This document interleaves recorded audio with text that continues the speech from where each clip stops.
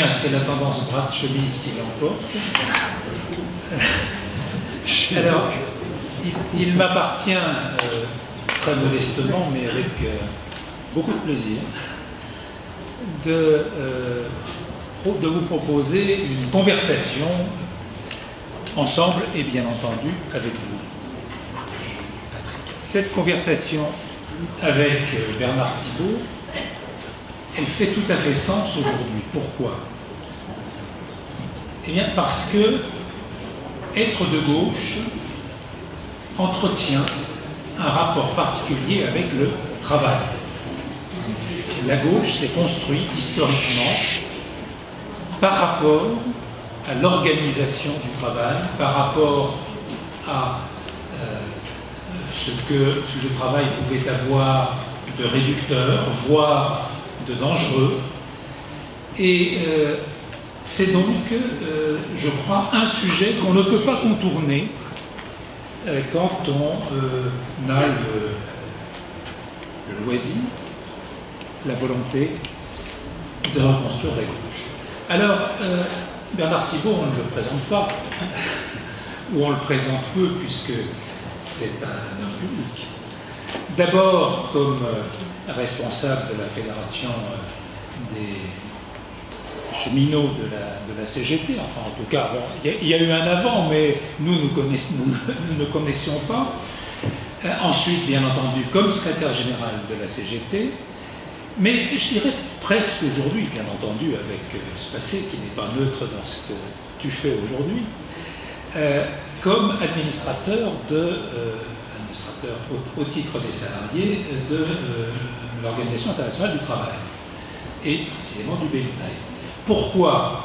Parce que la question du travail est une question que nous connaissons bien, et que nous connaissons bien dans notre contexte de pays développés, dans lequel le travail pose un certain nombre de questions, mais le travail à l'échelle du monde. C'est précisément à la charge de l'OIT, OIT qui, je le rappelle, a été créée à l'initiative d'Albert Thomas. Albert Thomas était ministre de l'Armement à la fin de la Première Guerre mondiale. Il avait conçu d'ailleurs les délégués du personnel qu'il avait proposés de façon un peu informelle, parce que dans les usines d'armement, on pouvait difficilement avoir des conflits qui durent longtemps quand on est en guerre. Et par conséquent, la solution qu'il avait proposée, c'était d'avoir une structure de représentation, et c'est comme ça que sont nés les délégués du personnel, qui ont été ensuite généralisés en 1936 avec tout un développement. Et donc, c'est intéressant que ce soit lui qui ait créé l'OIT et son instance qui est le BIT. Alors, j'ai d'abord envie de poser une question à Bernard Thibault.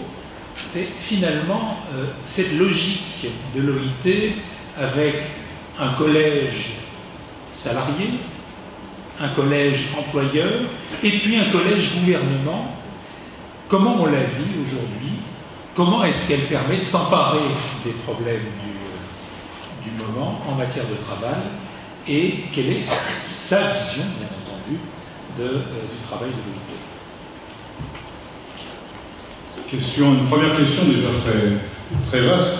Permettez-moi, avant d'entrer dans le vif du sujet, de vous remercier de cette invitation et de vous dire combien, pour le militant que je suis, il est agréable de se retrouver dans un centre qui réfléchit au devenir de la gauche.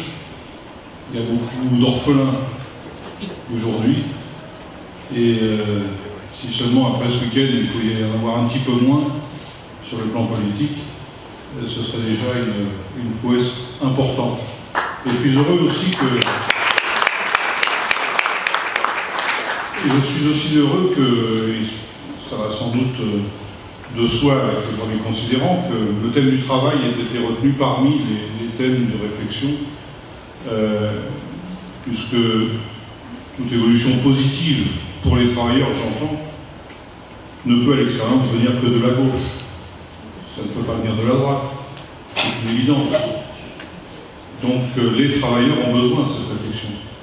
et au-delà de la réflexion, ont besoin d'orientation, d'ambition et de réforme sur le sujet. Ne laissons pas le mot réforme être accaparé par ceux qui veulent d'abord détruire. Et c'est donc à ce propos que, sur la base du mandat que j'exerce à l'OIT, donc effectivement depuis 2014, j'ai écrit un bouquin à l'occasion, si vous intéresse, j'ai appelé La Troisième Guerre mondiale et sociale. Parce que c'est ce qui se produit, en tout cas c'est ce qu'on mesure aujourd'hui à l'Organisation internationale du travail. C'est-à-dire que 100 ans après, tu l'as rappelé, l'OIT a été créée en 1919 sur les décomptes de la Première Guerre mondiale. Il y a deux motivations à la création de l'OIT. Il y a la Première Guerre mondiale et la catastrophe qu'elle représente en soi, la catastrophe mondiale, bien évidemment. Et puis il y a la révolution russe, octobre 17, qui pousse un certain nombre de décideurs, d'acteurs, de capitalistes également, à prendre conscience que si on ne met pas de l'huile dans les rouages des rapports sociaux, ça peut craquer. Alors ça peut craquer sous forme de conflit armé, mais ça peut craquer sous forme de remise en cause de l'ordre établi. Et donc il faut s'en occuper. Et il y a un premier considérant politique qui est fondamental et que je ne cesse de répéter parce qu'il est toujours d'actualité, qui est à la base de la création de l'OIT, c'est le considérant selon lequel, c'est dans la Constitution, une paix universelle et durable n'est concevable que sur la base de la justice sociale. La communauté internationale en 1919 concède que la paix passe par le progrès de la justice sociale. S'il n'y a pas de justice sociale, il y a une source de tension et donc de conflits, y compris peut-être de conflits armés. Lorsqu'on regarde l'actualité d'aujourd'hui, l'actualité mondiale, chacun est à même de remarquer que les zones de précarité et de pauvreté sont les zones de conflits, de tensions et de guerre. En tout cas, représentent toujours le terreau favorable à ces tensions. Alors, c'est là qu'a été créée justement cette institution avec ses trois collèges. Alors le premier, c'est le Collège des États. Il y a aujourd'hui 187 États qui sont membres de l'Organisation internationale du travail, c'est-à-dire un petit peu moins que le nombre d'États membres des Nations Unies. L'OIT étant devenue d'ailleurs depuis, au passage, je précise, une des agences des Nations Unies. Il y en a aujourd'hui 33, vous en connaissez d'autres, l'OMS dans le domaine de la santé, etc. etc. L'OIT est donc l'agence spécialisée des Nations Unies pour promouvoir la justice sociale à travers le monde. Ça fait 100 ans qu'elle travaille, et on sera d'accord pour dire qu'il y a encore beaucoup de boulot. Et c'est justement parce qu'il y a beaucoup de boulot, et de plus en plus, que ça va donner aussi l'idée de commettre ce livre avec un autre camarade, parce que c'est une institution qui est méconnue, qui a peu de monde, y compris en France, et nous ne sommes pas le seul pays dans ce cas-là, qui connaît qu'il y a une institution des Nations Unies en charge d'élaborer une réglementation mondiale du travail. C'est très peu connu. Encore moins les textes, ce qu'on appelle les conventions, une convention internationale du travail, si vous voulez, pour essayer d'être le plus accessible possible, égal à un article du Code du travail, aujourd'hui 189 conventions internationales du travail. Peu de gens savent qu'il y a ces textes internationaux. Peu de gens savent que c'est l'objet d'un chapitre entier de l'ouvrage. Il y a contradiction, parfois, entre le droit européen et le droit mondial. Je l'évoque parce que il se trouve qu'il y a aussi la perspective des élections européennes, et moi j'invite tous les acteurs politiques à réfléchir en termes de propositions, d'orientation sur ce qu'ils peuvent mettre en débat, en proposition pour modifier le chose. Je suis tout à fait d'accord avec l'analyse qui est faite sur le moment, le diagnostic, je dirais. Combien de déçus d'une Europe dite sociale qui, en fait de sociale, participe, lorsqu'on regarde les faits, participe effectivement à accélérer les phénomènes les plus néfastes de la mondialisation économique, qui est principalement une mondialisation financière aujourd'hui. Alors que, et je vais revenir au travers de quelques chiffres, dans l'examen de la qualité des droits sociaux dans le monde, c'est sur le continent européen que reposent encore aujourd'hui les espoirs les plus forts, parce que c'est là que les droits sociaux sont les plus élaborés, ça n'est pas un hasard, c'est tout simplement le fait que l'histoire sociale et politique en Europe a permis des conquêtes sociales qui ne se sont pas produites sur d'autres continents parce qu'il n'y a pas eu les mêmes combats sociaux et politiques en différentes séquences. Donc ça fait 100 ans que 3 collèges, alors la terminologie officielle, c'est pas le collège des salariés mais des travailleurs. À Genève, on parle des travailleurs, donc il ne faut pas avoir honte d'utiliser le mot travailleurs, je le redis.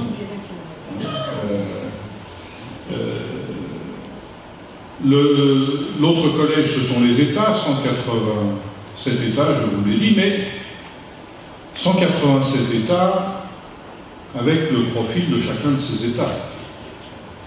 Je précise, parce que nous avons, nous, notre propre représentation de ce qu'est un État, avec ses institutions, on peut discuter des modifications et des opportunités de modifier, j'en suis partisan, beaucoup des mécanismes institutionnels, voire certaines institutions, mais vous le savez bien, même si vous n'en avez pas une connaissance précise, mais il y a bien des États qui, soit n'ont pas intégré des mécanismes démocratiques, je dirais, pour organiser le peuple et faire des choix. Vous avez des dictatures, vous avez des monarchies, vous avez des émirats conduits par des familles, enfin bref, vous avez des États à la table des Nations Unies qui sont loin d'être tous comparables. Donc déjà, lorsqu'on discute avec 187 États au profil, et je n'évoque pas les penchants politiques, là, hein, je m'en tiens à la dimension institutionnelle de l'affaire, c'est déjà une complexité. Et puis le troisième collège, naturellement, vous imaginez bien, ce sont les employeurs.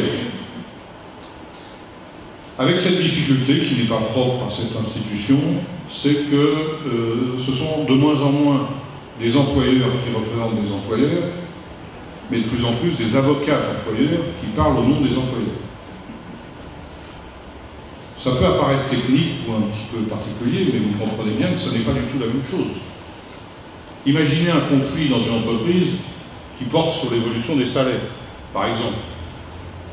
Les travailleurs souhaitent une augmentation de salaire. C'est une chose de discuter avec le chef d'entreprise, c'en est une autre de discuter avec l'avocat qui vous envoie, qui lui aura un mandat tout simplement d'essayer de contenir la situation actuelle et de ne pas faire d'évolution. Donc nous avons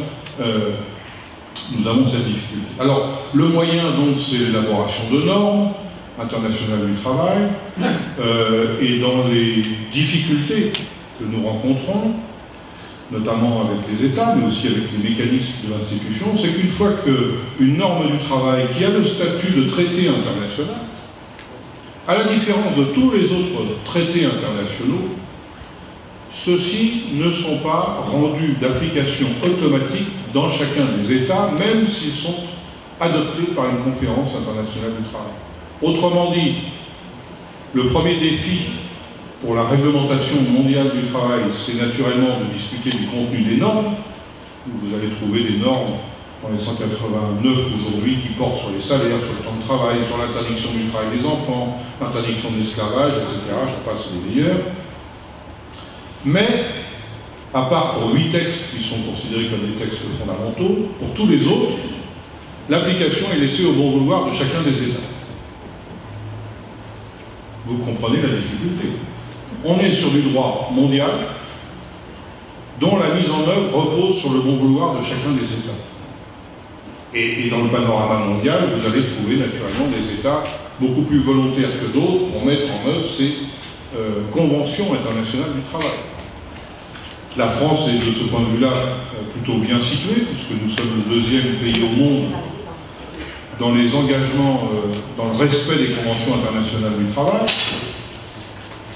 Mais tout simplement parce que ça ne pose pas de problème à la France de ratifier des textes internationaux qui, pour beaucoup d'entre eux, reprennent des principes qui existaient déjà dans le droit du travail français. Je prends tous les textes concernant la protection sociale, ben ça ne pose pas de problème depuis la création de la sécurité sociale en France de valider les différentes conventions qui assurent une protection maladie, un droit à la retraite, etc., etc. Donc ça explique en partie pourquoi la France a ratifié, le 2e pays ayant ratifié le plus de conventions internationales, derrière l'Espagne. Mais, et je reviens à la notion européenne, un des constats, par exemple, c'est qu'il y a d'énormes écarts, déjà entre les pays européens. Je ne parle pas des autres continents, je parle des pays européens. Je vous donne simplement quelques chiffres. L'Allemagne doit être à 58 conventions. La Slovénie, les Pays-Baltes sont encore bien moins. Et avec des répercussions très concrètes. Si j'essaye de, puisque Mme Merkel est là, peut-être qu'elle va entendre mon propos, après tout, ils ne sont pas si loin. L'Allemagne, par exemple, n'a pas ratifié la Convention 158, j'essaie d'illustrer mon propos. La Convention 158, ce n'est pas les chiffres qui comptent, c'est son contenu. Que dit la Convention 158? Tout licenciement doit être justifié par l'employeur qui licencie. Un pays qui ratifie la Convention 158, c'est le cas de la France, fait qu'aucun employeur ne peut vous licencier sans vous dire pourquoi. Il est obligé de vous dire pourquoi. Vous pouvez éventuellement contester le pourquoi. Je vous licencie pour raison économique, je ne suis pas d'accord, il y a des procédures. Je vous licencie pour faute grave, je dois vous dire pourquoi. En Allemagne, qui n'a pas ratifié la Convention 158, un employeur peut licencier sans dire pourquoi. Vous voyez la portée d'un pays qui ratifie ou qui ne ratifie pas une règle mondiale. Et donc de ce point de vue-là, il est aberrant de constater qu'à côté d'une réelle difficulté politique, et qui s'affirme de plus en plus, sur cette capacité des États composant l'Union européenne à définir un horizon social commun, si on y ajoute à cela le constat que déjà, au regard des textes internationaux qui existent, les conventions internationales du travail, le droit mondial du travail, tous les pays de l'Union européenne ne sont déjà pas au diapason. Voire même, on a de plus en plus de décisions européennes qui peuvent être contraires au droit mondial. Donc on évoquait les difficultés, celle-là en est une. Et elle s'accroît au fur et à mesure que les institutions européennes acquièrent une capacité de décision sur le droit de plus en plus développée. Je vous donne deux exemples. Un exemple concernant les décisions de la Cour européenne de justice. Vous savez que nous, Européens, après la Cour européenne de justice, il n'y a plus de niveau d'appel, c'est le dernier niveau qui dit le droit. On a des décisions de la Cour européenne de justice en matière de droit social qui produit des décisions qui sont contraires aux conventions internationales du travail. Par exemple, sur le droit de grève, il y a eu un cas il y a un peu 5 ans, une entreprise occupée par des travailleurs suédois qui voulaient obtenir de leur chef d'entreprise d'appliquer une meilleure convention collective que celle qu'il appliquait. À la différence de la législation française, dans les pays nordiques, très souvent, les employeurs ont la possibilité de choisir quelle convention collective ils appliquent dans leur entreprise. Et vous comprenez bien que la tendance pour beaucoup d'employeurs, c'est d'appliquer la convention collective qui leur apparaît, de leur propre point de vue, le plus avantageux. Et c'est donc un classique, je dirais, dans les conflits dans les pays nordiques, que d'avoir des mouvements de travailleurs demandant un changement de la convention collective qui s'applique. Bref, ils occupent leur entreprise pendant plusieurs semaines, ils n'obtiennent pas gain de cause, et l'employeur ne s'en tient pas simplement au constat des accords, il met au tribunal les employés et les syndicats à l'origine de la grève, au titre du préjudice économique provoqué par la grève. Il va auprès de toutes les instances nationales, suédoises, je passe rapidement naturellement sur les différents épisodes pour ne pas être trop long.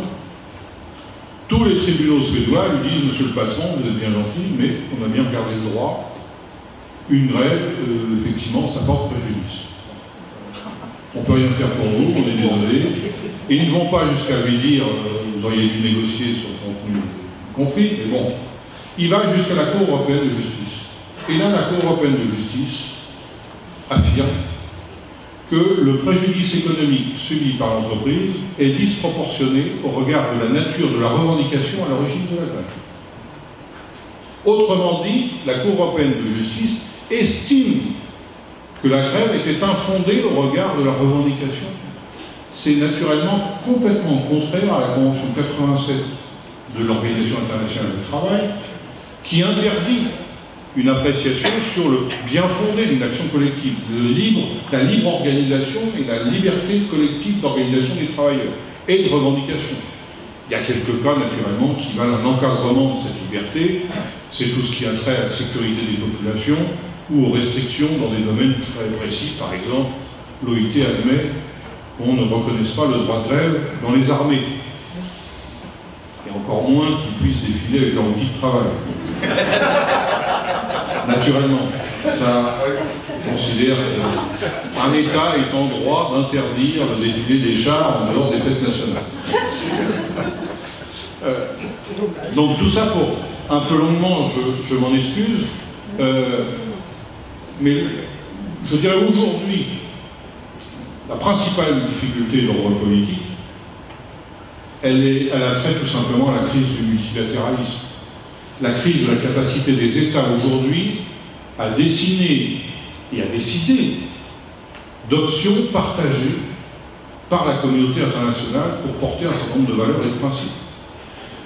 Dans le domaine social, ce que l'on retrouve par ailleurs, c'est-à-dire qu'on retrouve, ça n'est pas surprenant, dans une agence des Nations Unies, des répercussions des crises que traversent les Nations Unies plus généralement, y compris à propos du traitement des conflits qui existent sur la planète, puisque chacun est à même de le remarquer, il y a de plus en plus d'États aujourd'hui qui décident de n'en faire qu'à leur tête, ou qu'en fonction de leurs propres intérêts, indépendamment des répercussions internationales que ça peut avoir. Et on le retrouve au plan social.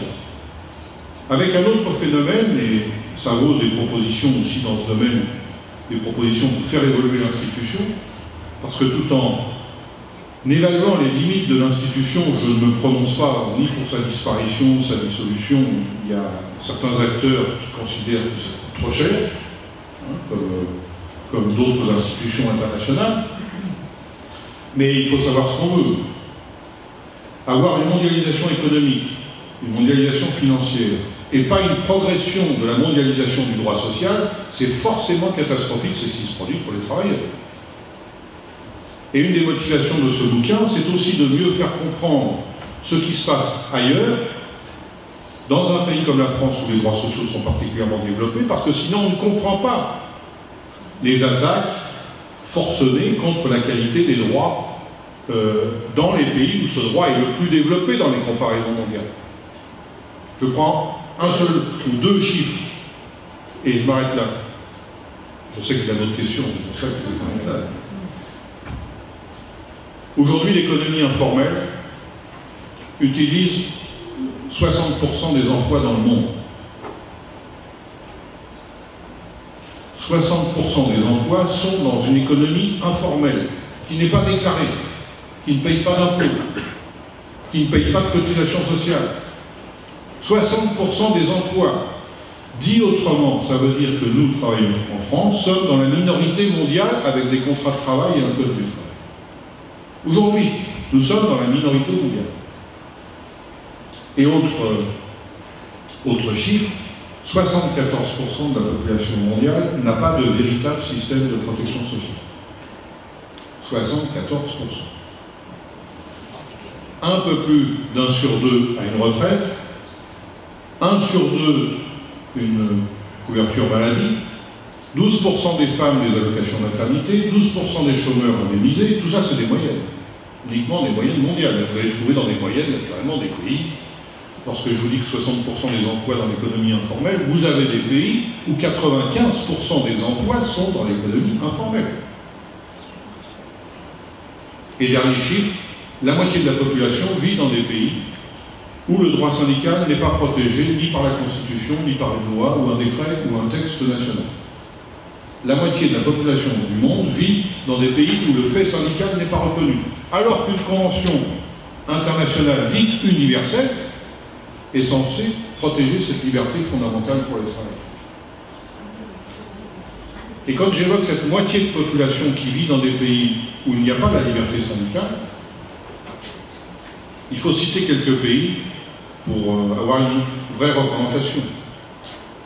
Dans ces pays, vous avez la Chine, l'Inde, la plupart des pays du Golfe, les États-Unis. Si vous additionnez, vous comprenez bien que vous avez la moitié de la population mondiale. Maintenant, si vous le prenez sous l'angle de l'économie mondiale, si vous ajoutez la Chine, l'Inde, la plupart des pays du Golfe et les États-Unis, du point de vue de l'économie mondiale, vous avez aussi plus de la moitié des échanges commerciaux internationaux.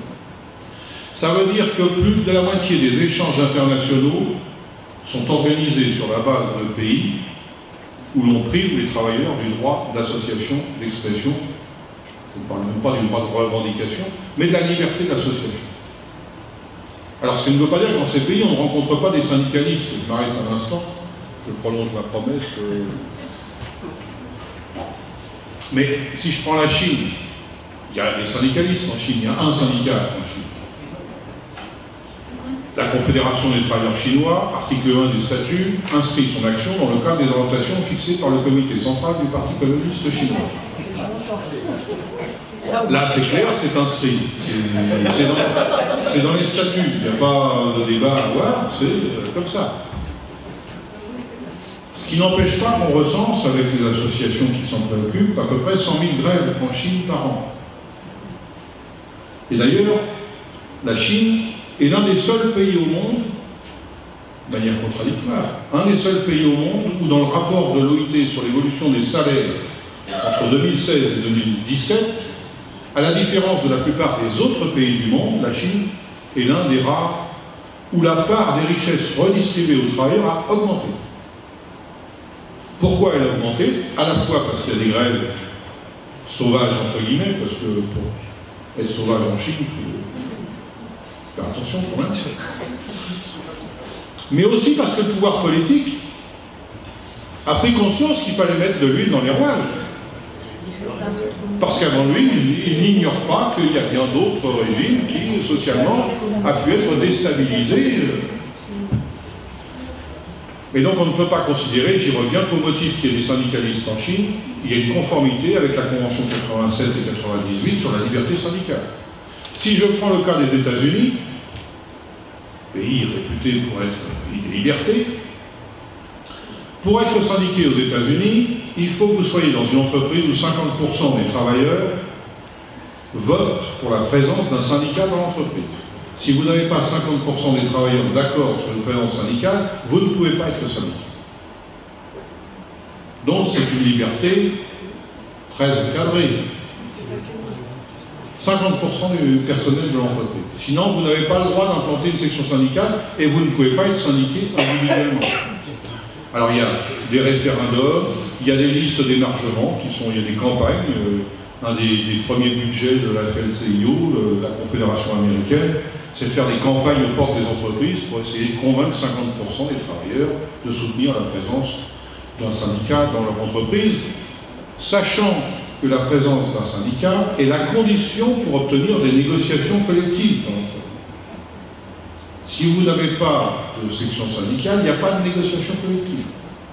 S'il n'y a pas de négociation collective, c'est l'application du Code du travail américain. Et là, je vous prie de croire qu'il n'y a pas de débat sur le volume du Code du travail américain, sur son contenu, sur le tas de ce point-là, mais avec des répercussions très concrètes. Si vous n'avez pas de négociation collective, vous n'avez pas de système de prise en charge, par exemple, de l'assurance maladie, ou une participation de l'employeur à votre couverture maladie, puisqu'il n'y a pas de sécurité sociale sur l'ensemble des États-Unis. Donc, la présence de la section syndicale est fondamentale pour les horaires de travail, le niveau des salaires, le système de protection sociale. Et donc, le premier combat dans les entreprises américaines, c'est le combat pour faire reconnaître la présence d'une section syndicale. Et donc, c'est une lutte vraiment farouche que se mènent employeurs et syndicalistes à l'extérieur, dans un premier temps, pour essayer de s'implanter. Et donc, j'évoquais les listes d'émargement parce que c'est un des moyens utilisés pour savoir si les travailleurs soutiennent ou pas le principe de la présence d'une section syndicale. Alors, il y a deux procédés, il y a le vote à l'urne et la liste d'émargement. Vous comprenez bien que les deux instruments ne sont pas tout à fait comparables. Donc si vous obtenez une liste d'émargement avec plus de 50% du personnel, c'est parfait. Là, l'employeur est obligé d'ouvrir les portes à des représentants syndicaux et d'ouvrir des négociations. Maintenant, il y a le cas où vous n'avez pas les 50% entre pays, sans prendre en compte, c'est une des caractéristiques des débats et des projets d'accords bilatéraux entre l'Union européenne et les États-Unis, le Canada, le CETA, le TAFTA, etc. C'est pour nous une donnée qui devrait être incontournable à prendre en compte. Si vous créez un espace de commerce entre deux ensembles où les droits sociaux sont à ce point différents, naturellement, lorsqu'on parle de compétitivité, encore une fois, c'est l'esprit de mise en concurrence par le moins-disant social qui l'emporte. C'est mécanique. Il n'y a même pas à s'étonner. Et donc, l'autre point, mais je ne développe pas, je vous promets, parce qu'il aurait raison de se mettre en colère à ce moment-là. L'autre point, mais je veux vous en faire part parce qu'il est fondamental, sans développer, c'est que nous élaborons les normes, donc, dans cette configuration, État, employeur, travailleur. Mais il y a un acteur de plus en plus important qui tire profit au vrai sens du terme de cette mondialisation économique sans un droit mondial suffisant, ce sont les multinationales. Et donc les États qui hier étaient des acteurs, je dirais, dominants dans la marche de l'économie mondiale, qui, on le voit aujourd'hui, voient leur pouvoir s'effriter, si ce n'est contesté, sont de plus en plus des États, non pas qui dictent aux firmes multinationales leur comportement, mais qui deviennent des soumis à ces multinationales. Je ne parle pas forcément de la France, quoique parfois à l'égard des multinationales, la France ne fait pas très différemment que d'autres pays, que de se soumettre à certains diktats de ces entreprises multinationales, du fait de leur poids financier considérable. Vous avez vu ces derniers jours une deuxième entreprise évaluée à 1000 milliards de dollars, hein, Amazon. Mais il y en a d'autres sans atteindre ces sommes-là. Bien des multinationales, on en dénombre à peu près 80 000 dans le monde aujourd'hui, bien des multinationales ont des masses financières qui sont supérieures au budget total de certains États. Et donc nous ne décidons plus sur le social avec les vrais décideurs. En tout cas, un des moyens pour essayer d'inverser cette tendance, ce serait de faire en sorte que l'OIT puisse se voir reconnaître la responsabilité de contrôle des États, parce qu'on contrôle quand même l'attitude des États à l'égard des conventions, pour faire des délibérations. Après, on a des États qui se disent « merci de votre délibération, je continue comme avant », et puis il y a quand même des États qui disent « bon, si les Nations Unies disent quelque chose à notre égard, il va falloir quand même qu'on bouge un peu ». Mais il y a ceux qui s'en fichent. Donc que l'OIT demeure un moyen de pression sur les États, mais au devenir, il faut que l'OIT se voit reconnaître un rôle de contrôle aussi des multinationales qui peuvent, pour certaines d'entre elles, fermer les yeux sur le travail des enfants qui existent dans leur chaîne de valeur, par le biais de leurs sous-traitants, qui ferment les yeux sur le travail forcé. Il y a 40 millions de travailleurs recensés comme esclaves aujourd'hui dans le monde. Et s'il y a des travailleurs esclaves qui produisent des choses, il y a un commerce qui s'effectue derrière. Et il est donc inconcevable, alors que naturellement, on appelle ça dans les textes l'esclavage moderne. Moi, je ne mets jamais le mot moderne derrière le mot esclavage, je ne peux pas. C'est l'esclavage, c'est l'esclavage. Depuis 1930, ça a été qualifié, c'est caractérisé dans les textes internationaux. Le travail sous la contrainte, c'est l'esclavage. Il y a encore 40 millions de travailleurs qui travaillent dans ces conditions-là.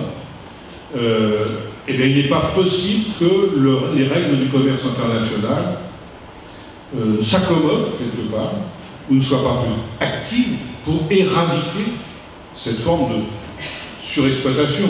Et le dernier mot, c'est d'ailleurs pour faire remarquer que l'interdiction du travail des enfants et l'interdiction du travail forcé, de l'esclavage, ne sont pas dans les textes des Nations Unies qualifiés comme un droit social, mais un droit humain,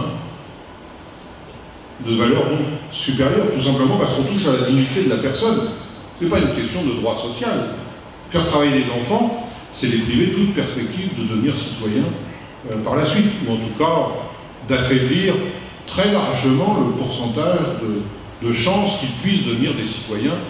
Parce que lorsqu'on travaille, on ne va pas à l'école, et si on ne va pas à l'école, voilà, les conséquences sont mesurées. En m'excusant vraiment auprès de toi de la longueur de ma réponse, qui est un peu plus qu'une réponse, j'en conviens, mais vous m'avez branché sur un sujet qui me passionne. Bravo. Tout à fait, mais je crois qu'en plus,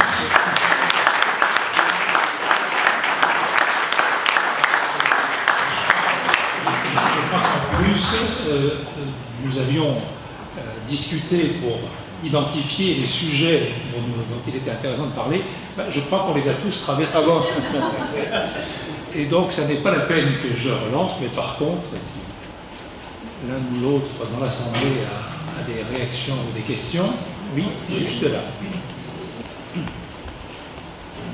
Une question, on a parlé de 3 collèges, vous êtes beaucoup attardé sur 2, et celui représentant les travailleurs. Comment se comporte-t-il dans cette organisation? On fait d'autres 2 ou 3 questions? Oui, là-bas. Oui, bonjour, merci pour l'exposé. D'abord, merci pour l'exposé, qui était excellent. Ça marche? Oui, d'accord. J'ai une question. Est-ce que j'ai bien compris que même si un État ratifie une convention internationale, il n'est pas obligé de l'appliquer après? Et deuxièmement, lié à ça, et la raison pour laquelle je pose cette question, parce que je sais que dans les traités commerciaux signés entre l'Union européenne et différents pays, il y a toujours des clauses sociales dans lesquelles le partenaire de l'Union européenne s'engage à ratifier la clause. Mais est-ce que ça veut dire qu'il ne va pas nécessairement appliquer ces clauses-là? Et est-ce que vous pourriez faire des suggestions sur la façon dont on pourrait améliorer les formulations dans les traités commerciaux signés par l'Union européenne en matière sociale? Alors, vous dire, puisque nous sommes, nous, le seul collège où les représentants sont élus. Les États qui sont au nombre de 189, alors si j'évoque le conseil d'administration, c'est l'instance dans laquelle je siège, on comprenait bien que dans une institution mondiale avec 189 États, donc les représentants aussi des travailleurs de ces États, pour ceux qui sont des militants syndicaux, mais aussi les représentants des employeurs, il est impossible de décider de tout à cette échelle-là. Il y a donc un conseil d'administration, qui est une formation plurielle, qui est composé de 28 États, dont 10 sont un siège permanent. On reprend là le principe qui existe par ailleurs dans les Nations Unies, vous le savez. Sur ces 28 États, dont 10 ont un siège permanent, ils ont un siège permanent au titre des pays dits les plus industrialisés. Je ne sais pas si c'est fait pour me rassurer, mais la France continue d'avoir un siège permanent au titre des pays dits les plus industrialisés. Il faut dire qu'il n'y a pas eu de révision de l'évaluation depuis longtemps. Voilà. Donc 28 moins 10 ont un siège permanent, il en reste 18. Ces 18 tournent par ordre alphabétique et par continent. Tous les 3 ans. Les mandats sont de 3 ans. Alors naturellement, en fonction des mandats et du turnover sur la liste, vous pouvez vous retrouver avec des pays plus ou moins coopératifs à l'idée de progrès social. Là, c'est pas nous qui choisissons. S'agissant des employeurs, bon, je vous ai décrit un peu la tendance actuelle, je ne sais pas comment ils procèdent pour leur désignation, mais enfin, le MEDEF français a un représentant, en l'occurrence une représentante, au conseil d'administration. Donc il y a 28 États, 14 employeurs et 14 travailleurs. Vous avez compris la mécanique, un quart, la moitié. Et donc les travailleurs qui sont sur les bancs de gauche à l'Assemblée, c'est comme ça. Depuis la création, ça a toujours été comme ça, je le précise. Les travailleurs ont toujours siégé à gauche de l'Assemblée. Cette histoire. Donc l'exercice classique consiste aux deux quarts qui se font face, puisque les employeurs sont sur les bancs de droite. Là aussi, ça fait 100 ans que c'est comme ça. Et les États sont au milieu. Donc les deux quarts qui se font face, dans les débats, cherchent à tirer une moitié des États au moins sur ses propres positions pour faire prendre une décision au conseil d'administration. Et pour ce qui est des travailleurs, donc, tous les 3 ans, parce que les mandats sont de 3 ans, il y a une conférence, là, c'est tout le monde siège, tous les États, tous les représentants syndicaux du monde entier, si on leur laisse un laissez-passer pour sortir de leur pays, ou s'ils obtiennent le visa pour pouvoir se rendre à Genève, ce qui n'est pas non plus garanti partout. Et les représentants des employeurs sont réunis, et à cette occasion-là, le collège syndical, donc les syndicats du monde entier, se réunissent pour élire leur délégation, les 14 membres titulaires. Et donc moi j'ai été élu au mois de juin dernier, puisqu'on a été renouvelé, 2014-2017. 2017, on a repris pour 3 ans. Et donc j'ai été réélu parmi les 14 titulaires. 14 titulaires et 19 adjoints. Et donc vous comprenez bien que dans cette délégation, il ne peut pas y avoir de représentants de syndicaux de chacun des pays. Donc il y a des discussions entre syndicats pour faire une délégation qui soit représentative des travailleurs dans leur diversité mondiale. Donc, je ne vais pas vous donner la liste exhaustive, mais enfin, on est 6 Européens aujourd'hui, mais on a aussi des camarades africains, du continent américain, l'Asie, etc., etc. Et dernièrement, on a fait le choix politique de faire élire dans la délégation un représentant des travailleurs palestiniens. Alors que l'État, vous savez, l'État aujourd'hui, il n'y a pas d'État palestinien reconnu dans le concert des Nations Unies. Les employeurs et plusieurs États ont essayé, sur le terrain du droit, de faire capoter cette élection. Mais il n'y a rien qui ne précise dans les textes qu'un travailleur pour être élu à l'OIT doit résider dans un pays reconnu par l'OIT. Ce n'est pas une condition. Donc on a fait notre propre élection et on est heureux. Bon, c'est un acte, vous le comprenez bien, politique, mais c'est pas négligeable dans ce genre d'assemblée. Donc ça se passe plutôt bien entre nous, même si on est issu d'expériences, d'histoire et qu'on vient de pays à la qualité de droits sociaux très différents. Ça se passe plutôt bien parce qu'on essaye d'agir ensemble contre un phénomène qui nous est commun. Une mise en concurrence par le dumping social, le moins-disant social. Et ce qui est révélateur, ces dernières années par exemple, où en France, on a eu la réforme El Khomri sur le droit du travail, les ordonnances Macron dernièrement sur le droit du travail. Je le répète sans cesse parce qu'on n'en a pas non plus la mesure. C'est l'écho international qu'ont ces sujets, alors oui, on ne mesure pas forcément nous. Et à chaque fois que je vais à Genève ces derniers mois, sans arrêt, c'était un débat, non pas pour informer de ce qui se passait en France, parce que des syndicalistes, je parle des syndicalistes, ceux que je côtoie le plus, suivent cette actualité française avec détail, parce que dans le concert international, la France demeure un des pays repérés, non pas comme un modèle au sens où il faudrait copier systématiquement ce qui existe en France pour le transposer dans d'autres pays, mais un repère en termes de principes sur des droits fondamentaux du travail. La liberté syndicale, elle est inscrite dans la Constitution française. Alors ça ne veut pas dire que la liberté syndicale soit forcément pensée au quotidien, respectée partout dans toutes les entreprises. Mais une chose est de se battre dans un pays pour faire respecter un droit qui existe, autre chose est d'être dans un pays pour se battre pour un droit qui reste à conquérir, qui n'existe pas. je vous disais que 74% de la population n'avait pas de système de protection sociale. La France est connue pour disposer de la sécurité sociale, qui, malgré toutes les offensives, les remises en cause, ces affaiblissements, demeure sur des principes de base permettant d'avoir une assurance maladie, d'avoir des allocations familiales, une retraite. On discute, il y a polémique et il y aura sans doute peut-être encore mobilisation à propos du devenir de nos retraites, mais encore une fois, une chose est de se battre dans un pays pour une amélioration, conserver un droit ou l'améliorer, autre chose est de se battre dans un pays pour obtenir ce droit. Un travailleur sur deux dans le monde n'a pas de retraite. Donc, ce que je voulais évoquer, c'est que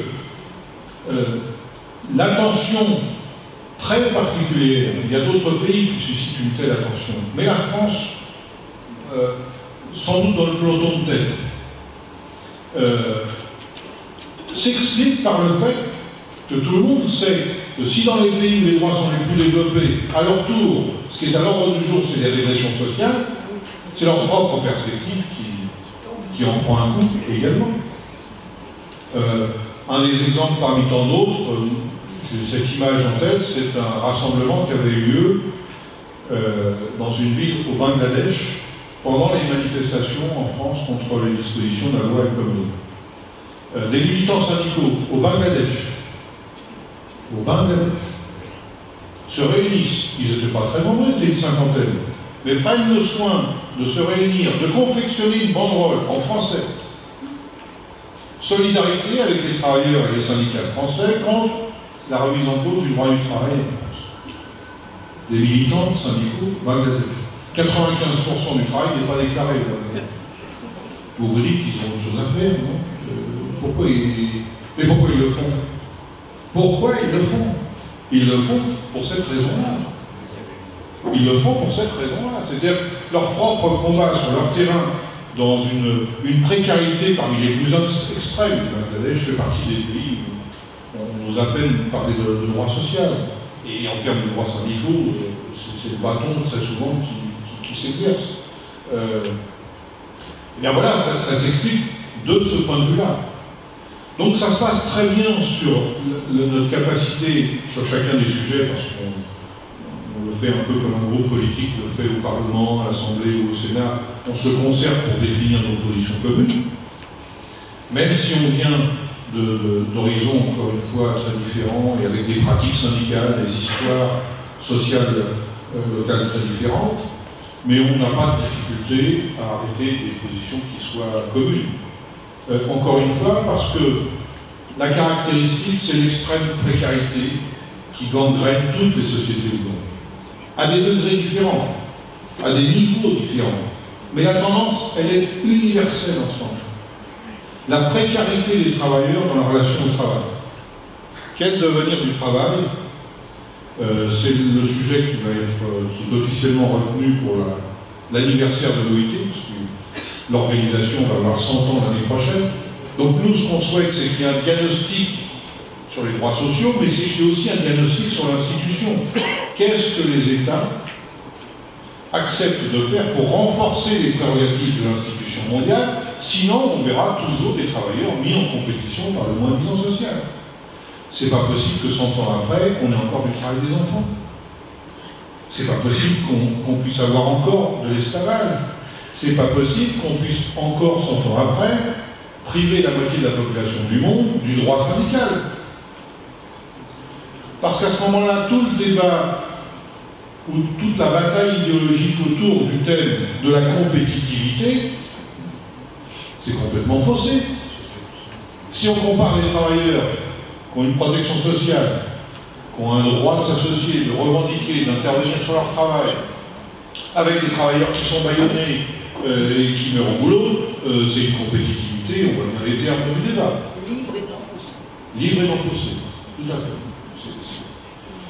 Donc on ne peine pas à se mettre d'accord pour définir nos positions, autre chose est, vous comprenez bien, à ce que ça soit suffisant pour tenir les avancées significatives.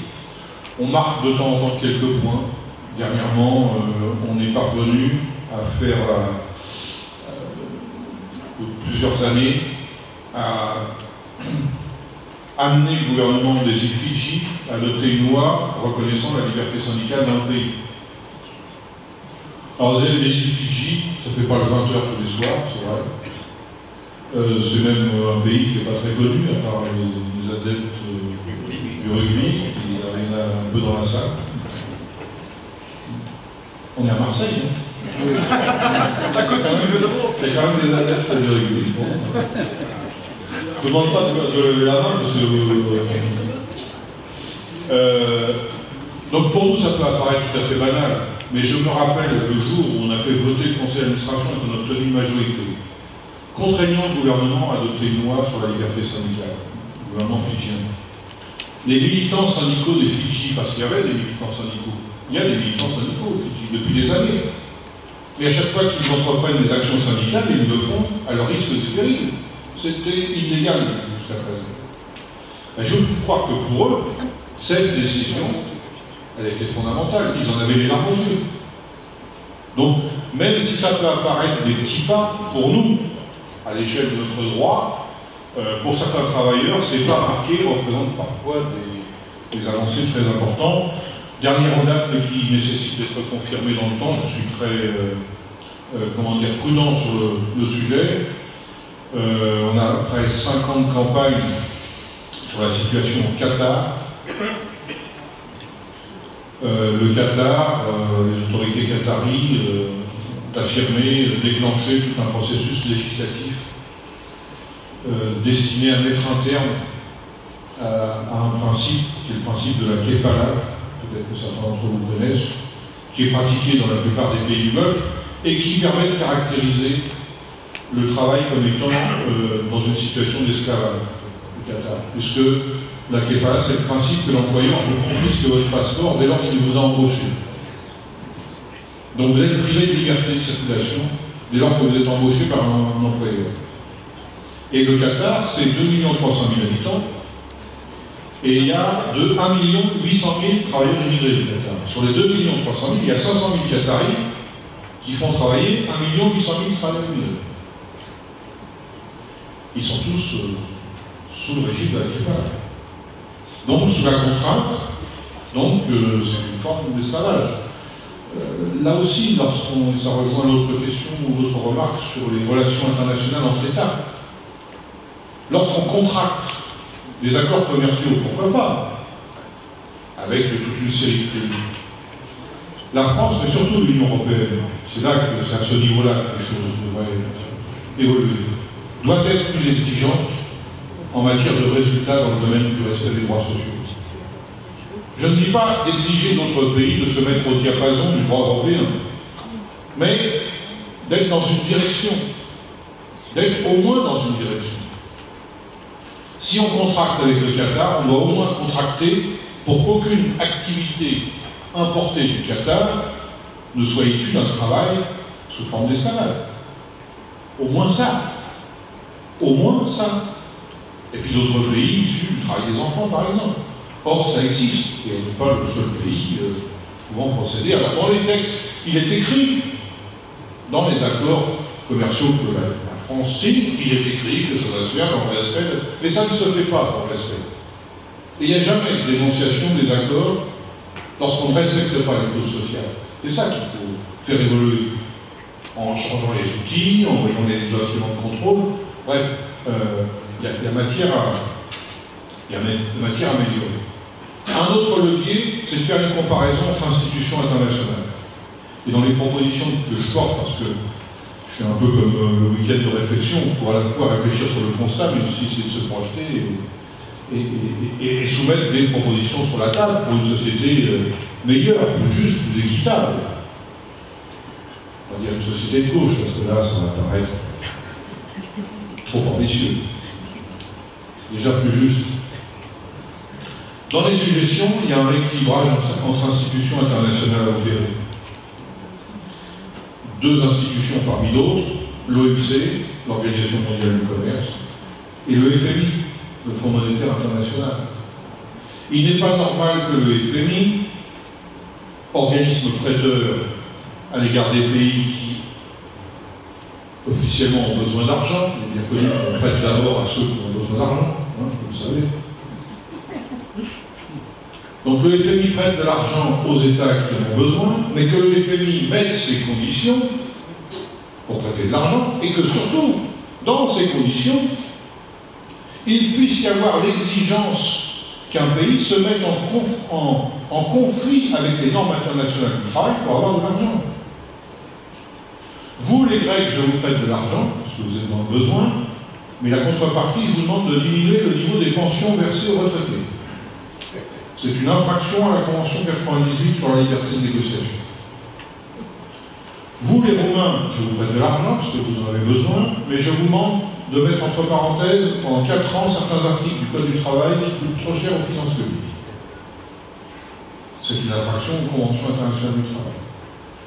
Vous, les Portugais, vous avez besoin d'argent, je vous prête de l'argent, mais je vous demande de sortir plusieurs centaines de milliers de travailleurs de l'application des conventions collectives parce que ça coûte trop cher aux finances publiques. Vous, etc., etc. Autrement dit, on a une institution mondiale avec un mandat des pays, l'OIT, qui doit promouvoir la justice sociale, et on a une autre institution mondiale, le FMI, qui a une activité qui peut passer par l'exigence de pays de se mettre en infraction avec ce que fait la première. Ça ne peut pas marcher. Enfin, en tout cas, ça marche au détriment du droit social. Donc, parmi les propositions, cette idée qui apparaît tout à fait banale, simple, mais autant qui n'est pas mise en œuvre aujourd'hui, l'institution mondiale de prêt financier doit le faire en respectant le droit social international. Ça n'a pas été une monnaie d'échange. Vous vous rendez compte qu'on a, je pense aux pays du Maghreb, on est à Marseille, on évoquait la proximité. Vous prenez les pays du Maghreb, plusieurs de ces pays, qui avaient des systèmes de protection sociale qu'ils cherchaient laborieusement à développer et qu'ils ont développés, ont été obligés de revoir à la baisse leur système, je ne dis pas de sécurité sociale, mais enfin leur système de protection sociale, sous la pression du FMI. Donc il faut voir les dégâts que ça peut provoquer sur le plan social. Et puis l'autre institution sur laquelle je voulais faire un mot, et qui rejoint l'évocation des traités internationaux ou les accords bilatéraux ou multilatéraux dans le commerce mondial, c'est l'Organisation mondiale du commerce, l'OMC, qui elle, alors qui n'est pas une institution des Nations Unies, hein, l'OMC n'a rien à voir avec les Nations Unies, et pourtant se voit confier par les États une espèce de rôle international de premier plan, puisque c'est cet organisme qui fixe les règles à respecter par les États dans le commerce international. Et bien dans les règles à respecter dans le commerce international, il y a des règles techniques, il y a des règles fiscales, il y a des règles douanières, il y a des règles, etc., etc. Il n'y a pas les règles sociales. Il n'y a pas les règles sociales. Donc une des révolutions, alors ça c'est un débat qui est récurrent, qui a traversé l'Organisation internationale du travail, mais ça ne peut pas venir que de l'institution Organisation internationale du travail. Ça ne peut venir que d'une volonté politique ou d'une pression politique. C'est de dire que dans les règles du commerce international, on devrait intégrer davantage de respect des règles sociales, des normes internationales du travail. Alors il est bien dit quelque part dans certains textes de l'OMC, naturellement, c'est comme dans les déclarations du G20, c'est comme dans d'autres résolutions, on fait une allusion aux conventions internationales. Mais il n'y a pas de disposition précise pour contrôler l'effectivité de cette affirmation. Or, à l'OMC, vous avez des règles de commerce, vous avez un gendarme, des gendarmes, qui sont chargés de surveiller que ces règles sont appliquées. Vous avez des processus qui permettent à ceux qui constateraient qu'un État se met en infraction de déposer des plaintes vis-à-vis de ces gendarmes pour leur dire menez une enquête, parce que moi je considère qu'un pays est en infraction avec les règles de l'OMC. Et il y a surtout, en dernier ressort, la case sanction. C'est-à-dire que pour les pays dont on constaterait qu'ils sont en infraction avec les règles du commerce, il y a des sanctions très lourdes, et l'actualité d'ailleurs en ce moment montre quelques exemples de sanctions possibles, ou en tout cas de procédures qui sont susceptibles d'être enclenchées et dont on aura la réponse prochainement. Mais sur l'OIT, vous n'avez pas, vous avez des règles, vous avez des procédures pour vous plaindre, mais vous n'avez pas la case sanction. Donc une des réponses consisterait à ce que dans les règles de commerce, encore une fois, il y ait d'autres mécanismes plus exigeants qui fassent en sorte que le commerce international intègre la notion de progrès social. Sachant que, et ça c'est valable pour tout le monde, une paix universelle et durable n'est concevable que sur la base de la justice sociale. Ça ne peut pas être une institution qui s'en occupe alors que d'autres vont faire le contraire. Alors ce sont des sujets qui peuvent apparaître peut-être par trop techniques sous certains aspects, en même temps qui, de mon point de vue, recouvrent une dimension éminemment politique, qui sont de portée internationale, mais je me dis qu'aujourd'hui, il n'y a que deux réponses possibles vis-à-vis du désarroi ou de l'orphelinat ambiant. C'est soit une réponse que je qualifierais de nationaliste, consistant à se dire, peu importe ce qui se passe sur les droits sociaux ailleurs, occupons-nous des droits sociaux chez nous, voire exclusivement chez nous. Ça, c'est ignorer ce que nous indique l'histoire, à savoir que toute zone de pauvreté où qu'elle se situe représente une menace pour la prospérité de tous. Ça, c'est la déclaration de l'OIT en 1944, après la Deuxième Guerre mondiale. Avec cette idée après coup, parce qu'on ne s'est pas occupé de la misère et du désarroi en Europe, ça a été le terreau favorable à l'émergence des idées racistes, xénophobes, qui ont permis au nazisme de se développer et d'être à l'origine de la Deuxième Guerre mondiale. Toute zone de pauvreté où qu'elle existe représente une menace pour la prospérité de tous. Donc cette idée selon laquelle on pourrait défendre des droits sociaux exclusivement dans un cadre national, indépendamment de ce qui se passe ailleurs, méconnaît cette expérience historique particulièrement meurtrière. Et l'autre approche, vous avez compris que je suis plutôt dans cette disposition d'esprit, c'est de considérer que, notamment dans les pays où les droits sociaux sont les plus développés, une des manières de les préserver le plus efficacement, c'est bien sûr de mener les actions qu'il faut sur le plan national, mais c'est aussi de faire en sorte que les droits sociaux ailleurs progressent à leur tour le plus vite possible. Parce que sinon, cette spirale destructrice, elle touchera tout le monde. Ça mettra plus ou moins de temps en fonction des capacités de résistance des uns et des autres, mais cette forme d'alignement de spirale vers le bas, il n'y a qu'à voir la nature des débats que l'on a aujourd'hui. La sécurité sociale a été créée sur un des principes de la déclaration de Philadelphie de 1944. Il faut consacrer la primauté des aspects humains et sociaux sur les considérations économiques et financières. C'est ce qu'ont écrit les États au sortir de la Deuxième Guerre mondiale. Je le refais pour ceux qui n'ont pas bien entendu. Il faut consacrer la primauté des aspects humains et sociaux sur les considérations économiques et financières. Mais qu'est-ce qu'on nous explique à longueur de journée en ce moment? Qu'on ne peut plus financer, on ne peut plus indemniser le chômage, on ne peut plus financer les arrêts maladie, on ne peut plus. Mais si les anciens avaient raisonné comme ça, jamais ils n'auraient créé la sécurité sociale. Jamais. Dans un pays qui était occupé, dévasté, meurtri, comment imaginer concevoir la sécurité sociale? On a d'abord fixé des objectifs humains et sociaux. Oui, il faut permettre aux travailleurs d'avoir des ressources, même s'il est malade. Il faut qu'on trouve un système, mais il faut ce principe. Oui, il faut qu'on ait un principe qui permette aux travailleurs d'arrêter de travailler avant de mourir. Il faut qu'ils puissent avoir une retraite, une période pendant laquelle ils pourront encore profiter un peu de la vie. Et puis après, on va discuter comment on fait, comment on finance. Mais déjà des principes humains et sociaux. Et là, on est complètement à l'inverse.